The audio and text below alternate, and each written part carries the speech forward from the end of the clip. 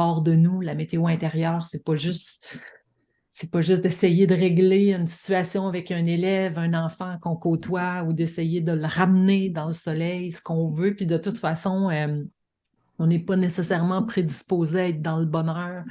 On est vraiment prédisposé à être en survie constamment parce que les émotions sont là justement pour nous amener à développer des réflexes de survie. Donc, c'est comme pas un réflexe naturel d'être heureux. Le vrai réflexe naturel, c'est d'être en vie puis de survivre. Donc, c'est la raison pourquoi il y a toujours des émotions qui sont là, toujours en train de nous titiller, en train de nous dire est-ce que tu es correct, est-ce que ta sécurité est correcte, est-ce que tu as peur, est-ce que tu as froid, est-ce que tu as chaud, est-ce que tu as ci, est-ce que tu as ça. Tu sais, il y a plein d'informations qui sont toujours en train de nous donner un wake-up call pour nous réveiller. Donc, c'est dur de lâcher prise sur la prédisposition de se dire finalement, moi, ce que je pensais avec la météo, c'est qu'un jour, j'allais être dans le soleil ou que mon enfant allait être dans le soleil ou que mes élèves allaient être dans le soleil ou mon groupe à la garderie, quand finalement, notre prédisposition, elle est davantage pour lutter contre les dangers. Donc, c'est pour ça que c'est important de s'habituer à nommer les émotions, de s'habituer à les reconnaître, de s'habituer à les vivre, puis d'être aux aguets de ce qui se passe. Donc, aujourd'hui, ce que je souhaite, c'est de vous partager des petites ressources sur la météo,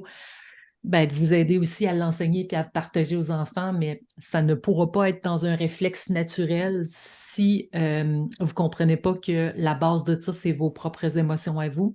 Donc, dans ce temps-là, ça va être plus mécanique. Vous allez l'enseigner d'une façon mécanique, beaucoup plus intellectuelle. Tandis que si on veut un fluide naturel, que ça va de nous, ben, il faut que ça passe par nos propres émotions. Donc, le personnage de Mathéo m'aide énormément à créer un lien. Puis moi, je vous dirais, la première chose que je fais quand je rentre dans le groupe, c'est que je vais créer un lien physique, un contact physique avec les sens. Pourquoi? Parce que les sens, c'est ça qui nous fait vivre 1 million d'émotions et de sensations et d'états. C'est pas dans la tête que ça se passe, c'est nos sensations.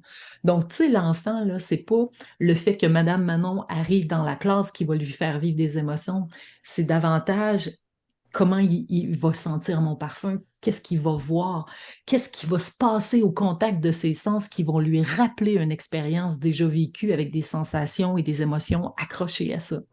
Donc, c'est intéressant de voir que plus, en fait, on va comprendre que créer des contacts, des connexions neuronales fortes avec un enfant, là, on crée quelque chose, bien, déjà là, il va y avoir quelque chose qui va se passer parce que je ne pourrais pas passer aucune matière avec des mots, des apprentissages, si l'enfant n'est pas dans un espace de sécurité. Fait que même si on aurait du super beau matériel, on aurait des affiches, on aurait des films à présenter sur le tableau, il n'y a rien à foutre si l'enfant n'est pas connecté avec un attachement avec nous, en fait. Donc, moi, première étape, les enfants sont tous assis là, j'en ai 8 en avant de moi. Puis moi, la première chose, c'est que je me mets à leur hauteur, à 4 pattes à terre, vraiment à leur hauteur, puis je prends le temps de les regarder dans les yeux, puis je leur dis comment je me sens.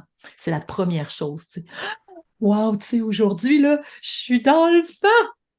Puis là, les enfants sont comme, et là, puis ils te regardent, puis moi, aujourd'hui, tout ce que vous avez dit de votre météo, que Anne a dit qu'elle entre dans l'obscurité, un autre dit qu'elle est dans le vent, l'autre a dit qu'elle est dans l'arc-en-ciel, moi, je vous ai raconté que j'étais dans une période d'obscurité.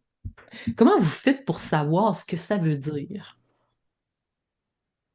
C'est simplement votre interprétation à propos de vos propres feelings émotionnels que vous avez déjà vécus qui pourraient peut-être connecter avec l'arc-en-ciel de Dune qui a dit ça, ou que Mireille qui a dit ça, ou que Manon a dit ça. Donc, dans le fond, c'est votre définition de ce que c'est le soleil, qu'est-ce que c'est l'arc-en-ciel, qu'est-ce que c'est le froid, qu'est-ce que c'est le vent, que vous n'en faites. Parce que si moi et Anne, on dirait tous les deux qu'on a été dans l'obscurité, elle pendant 8 jours, moi pendant 3 jours, est-ce que Anne pourrait vraiment comprendre qu'est-ce que mon obscurité? Du tout. La seule chose qu'elle pourrait dire sur l'obscurité, c'est qu'elle pourrait très bien décrire qu'est-ce que son obscurité à elle. Donc finalement, notre monde émotionnel, c'est qu'on est toujours seul avec nous-mêmes parce que personne ne comprendra jamais ce qu'on vit profondément. Parce que le monde émotionnel, les sensations, ce qu'un enfant va dire, vous ne pourrez jamais le ressentir profondément parce que lui, s'il dit qu'il est dans le froid, vous allez avoir tout de suite le réflexe de décrire qu'est-ce que le froid à partir de votre froid à vous. Qu'est-ce qu'on a à vouloir toujours interpréter la météo de quelqu'un on voudrait vraiment y tirer les verres du nez en disant « T'es dans l'orage, hein? Dis-le à Madame Manon que t'es dans l'orage. » On est en train d'interpréter ce qu'on pense, qu'on croit, quand finalement l'enfant, il devient mélangé parce que là, finalement, il pense qu'il vit ça quand finalement, il ne vit pas ça du tout, du tout, du tout. Donc, c'est intéressant de voir qu'au début, moi, la connexion avec les enfants, avec les sens, les regarder, les faire rire, petite main sur l'épaule, tu sais, là, y aller là, avec la connexion physique va faire en sorte que l'enfant, il va créer cet attachement-là avec moi qui va faire qu'il va être davantage lui-même. Parce que moi, c'est ça que j'ai besoin que l'enfant puisse être lui-même, puis qu'il arrive à nommer ses météos intérieurs, ses météos intérieurs, mais que je ne sache vraiment pas, moi, ce que ça veut dire quand il me dit qu'il est dans la pluie, parce que la seule pluie que je connaisse, c'est celle que je vis parfois. Je ne pourrais pas savoir c'est quoi la pluie du petit Rémi ou de la petite ci, puis du petit... Je peux pas savoir c'est quoi, sauf me connecter avec mon propre ressenti émotionnel. Donc, c'est pour ça que c'est extrêmement difficile des fois, parce qu'on est beaucoup dans l'interprétation, parce qu'on fait la météo intérieure avec une charge mentale.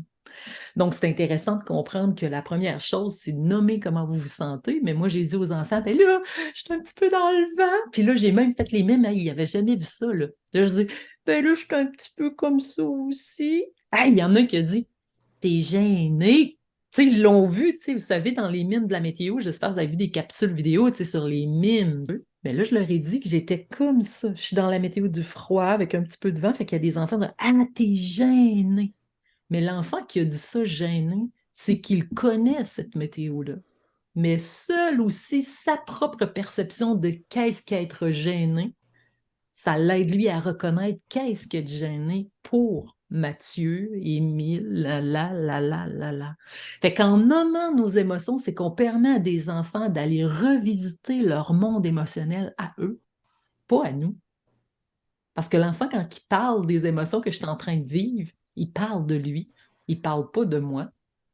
Fait que c'est pour ça que c'est intéressant de voir que plus moi je parle de mes émotions, plus j'aide l'enfant à les reconnecter avec ses propres émotions.